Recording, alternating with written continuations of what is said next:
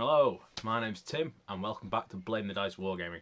Today I've got another unboxing for you, Star Wars Legion, the Separatist AAT Armoured Assault Tank. Cannot wait to get this on the table. In all fairness, I've been waiting a long time for this to come, so sorry this video is later than you might have ordinarily expected, but it's going to be a good thing on the table. Let's have a closer look at it now. And here it is in all its glory. This is a lovely bit of kit and it wasn't difficult to put together. It looked quite complex when I first went through the sprues, but it really wasn't, and it's just got a good level of detail in all the right places and is going to look truly spectacular on the game board. I'd love to see some people hobby that so it was open. Not in my particular skill set, but I'm sure it is there for some people. You've got some nice options as well. You can have the turret open and shut. The droid inside is very positionable, and I've seen that there's also some people doing some 3D or resin or one thing another printed variations on who can go in there, including essentially including units to represent the command cards that you get. So all really good. A truly spectacular piece. I'm very much looking forward to getting this on the table. I'm going to get it painted up. I'm not sure how. It's going to be one of those things I'm going to have to pore over to decide how can I do it justice. But yeah, really solid bit of kit, and I can't wait to play it. So let's talk about the cards that you get it. This is the card for the AAT Trade Federation tank. Of course, it's just one miniature for this entire unit, as indicated up there. 9 health and a resilience value of 6, and you're rolling red defense dice. So it's going to take some work to get through before you're going to start even getting to that resilience value. Really powerful stuff, I should think, with red dice and it being armoured as well. When we start looking at the weapons, it's got this main gun, which is the MX-8 artillery laser. This is range 2 to 4, so it doesn't have the close range like the Saber tank does, but that's fine. But it's got critical 2, high velocity, and impact 1. That is brilliant. I really like that gun. Just that gun on its own, it has got my interest peaked. And then it's also got, as a separate one, it's got the lateral anti-personnel lasers, which is 3 blacks at range 1 to 2, fixed front. So yeah, I suppose you might find yourself using that if you have somebody getting a little bit too close for comfort. But in all fairness, I'd hope not to. Right, let's start talking about what else you get. So, standard for the Separatist at this point, AI attack. So, unless it's got the face supporter token, its first thing is going to be attack. And bear in mind, with a range 4 weapon, that's going to happen a lot. So, you're going to want to try to give it an order token because you'll be deprived the opportunity to maybe, get yourself into a better position or to take an aim token or something. Armoured, so of course you will lose all hits, only crits will go through. Arsenal 2, meaning you can fire 2 weapons at a turn, so you can fire both of these, or if you do take any ordnance, you'll be able to fire those as well. Barrage, though, I think this is the big one for me. If you do not use Arsenal, so essentially you don't take advantage of being able to fire 2 different weapons during your activation, you can perform up to 2 attack actions. So essentially, if you decide that I want to shoot this thing twice, I get to. And that's absolutely fantastic if you ask me. I'm really pleased about that. I think that's what I'm going to be doing. Running this pretty bare bones and shooting twice with that. Hover ground, so you can strafe, reverse, stand by, and you're treated as a ground vehicle by other vehicles, etc. So essentially that means you can't clamber or climb, but you can go over things. So good stuff. And reach point 2 rear. So in all fairness, I don't think that's going to be a big deal for this. The rear is seldom exposed. You think about playing against any of the other, like the walkers that do have a rear, how often that's came up. Even when I played against a Saber tank in a recent battle report, it's got weak point side, and yeah, that did come into it, but never the rear. And this was a game where things were all over the place, so I'm not worried about that. I don't think that's going to be a big deal. And with 9 health, you'll probably be all right. Though, frankly, it will be even better when the droids start repairing each other, but that may be a while off yet. And lastly, before we move on, just a couple upgrade cards, which we'll move on to. You have a pilot, you have 2 ordnance slots, and you have a comms upgrade slot. So, we'll have a look at those now. So we'll start with the T-Series Tactical Droid. This is only 5 points, only for the AAT at this point, and you gain Field Commander. So after a friendly neutral command card is played, you may be the nominated commander. Could be quite useful if you're trying to have a second commander on the field in a way without it well, essentially without it costing you the price of having a full another commander on the table, which right now when you've only got Dooku and you've only got Grievous is a much cheaper option to get a similar effect.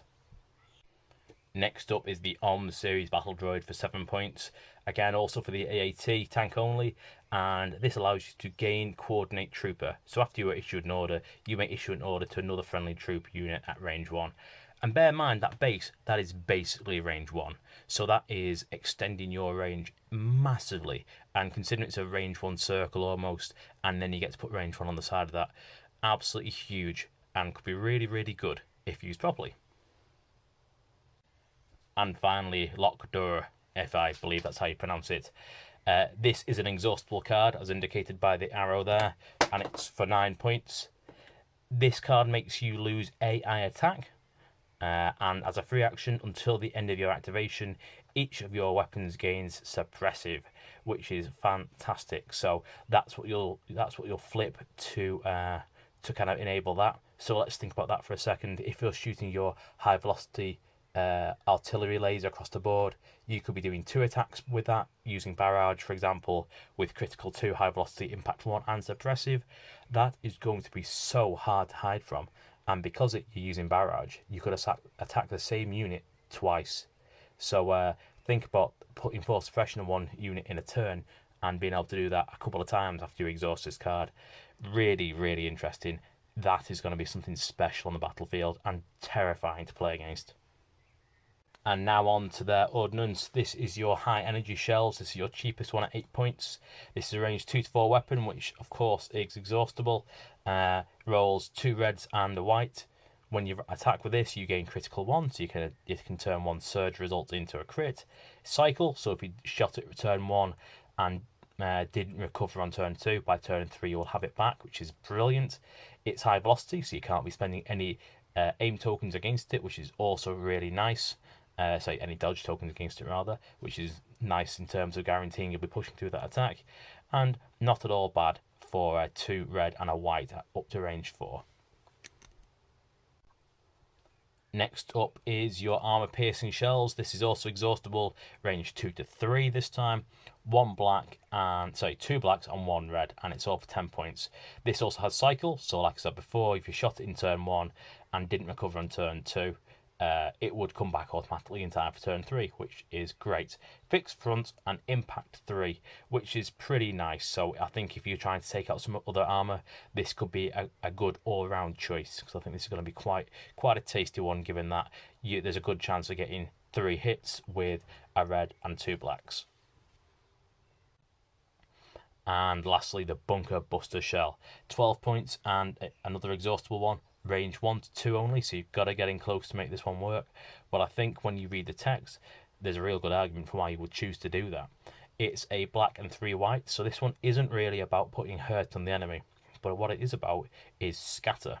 So with scatter, when you attack, you will cohere the troopers after making that attack. So if you've got the unit leader behind a bunker or something, for example, behind a barricade, you can, with your range 1 ruler, move all the other units into cohesion so they can come in front of it. Therefore, the squad doesn't have the benefit of being behind cover anymore, and can be really, really clutch if you're trying to force an entrenched enemy that you need to kill out into the open to allow others to attack it. So, like I said, not so much the damage this one does, but the potential to enable other people to start bringing down hurt on something which once was in hard cover and now is in the open. And for the first of the 2 comms upgrades that come with this one, Link Targeting Array. For 5 points only, and I think an excellent card. You gain Target 1, which means after you issue an order, gain an aim token rather, which frankly is fantastic. If this is the kind of vehicle you're going to keep on giving orders to, because it's got the ability to shoot across the table, to add suppressive, to do all sorts of tricks, I think for 5 points, if you're going to try to give this thing an order every single time, you're going to really get some dividends from doing that. It's an excellent bit of kit, and I love it. And lastly, HQ Uplink. This is something we've seen a lot of, but this is a way to guarantee this thing does get an order every time. Unfortunately, only one comms link, so you can't say, oh, I'll double up this with a targeting array or something. But essentially, if you're looking for a way to have this deployed somewhere far afield and you want to give it the ability to shoot and recover every turn, then why not fit this to it? 10 points is quite steep, but why not take it and see if this can really bring down the enemy flank? I am super impressed with what you get in this, and I think this is one of those few occasions when you look at the card that comes with the unit, and you can straight away think, I can run this, and I can run it without adding a single thing to it, which is great. And considering that it's 170 points, is really, really useful, because that's a big chunk of your points. So this one is going to run without the need to say, well, I've got to put a pilot with it, or I've got to run ordnance or some kind of comms uplink. For me, I think I will be running this one bare bones to begin with. I think I definitely like the idea of running Lock Nerd with it, because being able to guarantee I'll lose AI attack and suppressive, for the fact that that's only going to push it by 9 points, is fantastic. So I will most definitely be taking full advantage of that. Okay, that's it. Those are the cards. You've seen the mini in and out of its sprues. All that's left now is to paint it. I hope you've enjoyed that. Like, comment, let me know how you're going to build it, or what you think its advantages or disadvantages might be.